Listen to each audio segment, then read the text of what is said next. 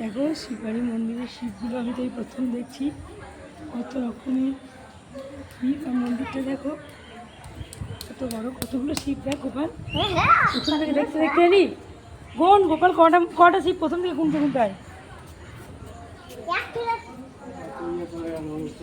হ্যাঁ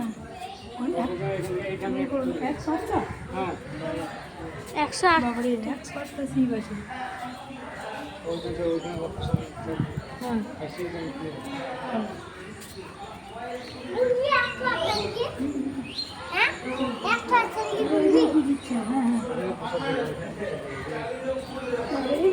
ভিড় হবে না, অনেক শিব তো এখানে। জল ঢালে তো নিশ্চয়ই শিবরাত্রিতে ভিড় হয় না, কোনো প্রচুর শিব তো।